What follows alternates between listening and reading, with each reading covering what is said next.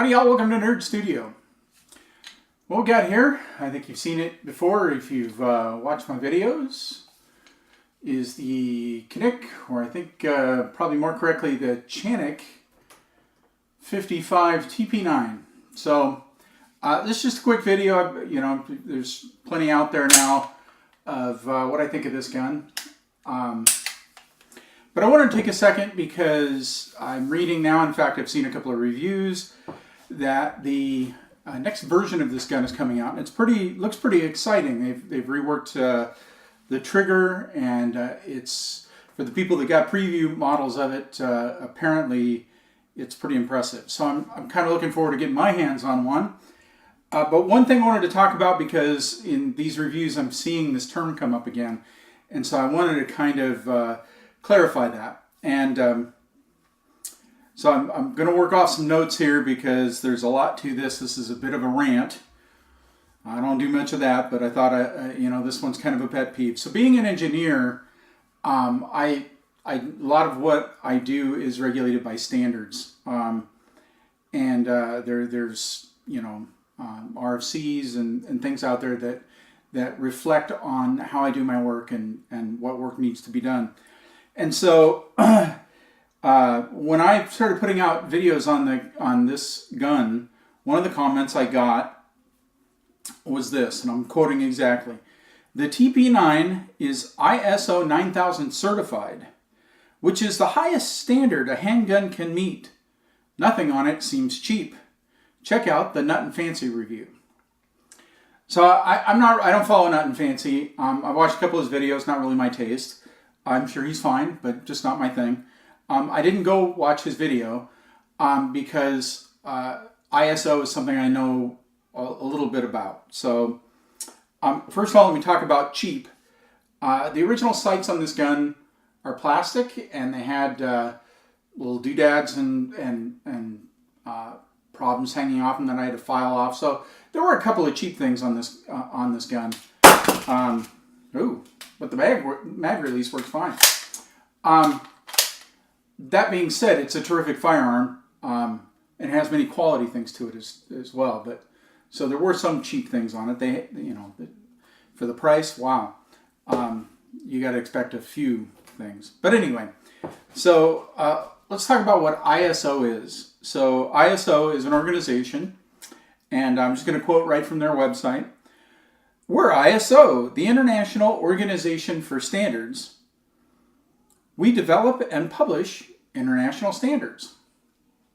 Okay, good enough. Notice what's missing there. It's not a firearms standards body. They don't publish standards that have anything specifically to do with any product, and not firearms. So how does the misconception happen here, where people are thinking that the firearm is ISO certified or has some magic certification? So I went up to the importer's site, which is Century Arms, and off their website, here's the quote in regards to the company.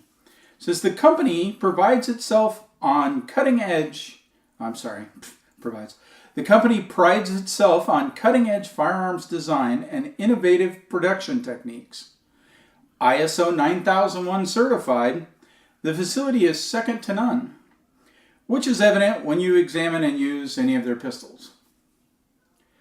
So notice they are commenting there on the facility, not the pistols. They're implying that a good facility will produce a quality pistol. So let's talk a little bit about that. Let's talk about, first of all, what is the standard that they're referencing, the ISO 9001 standard. So again, I'm going to quote directly from ISO's website. ISO 9001:2008, which is the last arrived at standard, was in 2008. That's why it's called that. There's a new one coming out in 2015. The ISO 9001:2008 sets out the criteria for a quality management system and is the only standard in the family that can be certified to.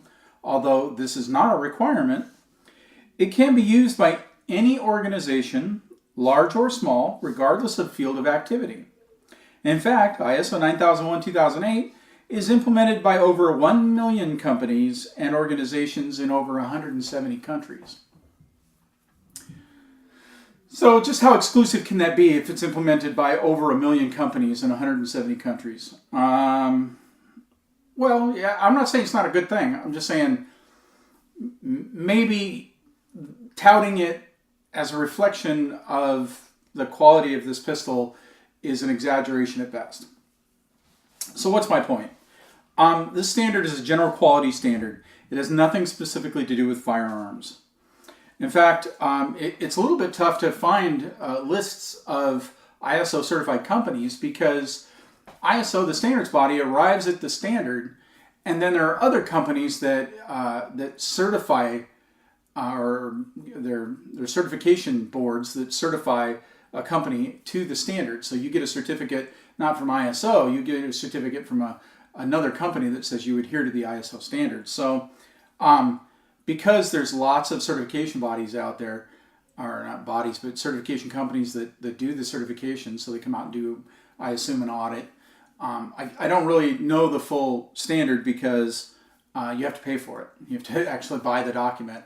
So it's $58 or something, but I think I can make my point without having the entire standard in front of me. So it's a little bit hard to find a list, but I was able to find some examples from Trinidad and Tobago. So here's a couple of company names, and maybe this makes my point. Burger Paints Limited. Carib Brewing Limited. Highline Labels. National Flour Mills.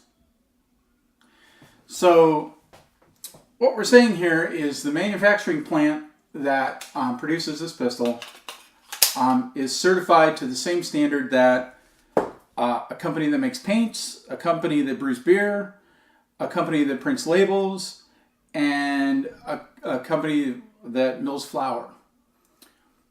I'm not saying that's a bad thing. Maybe a terrific thing. It certainly says they put some effort at least into making sure the manufacturing process is not crap.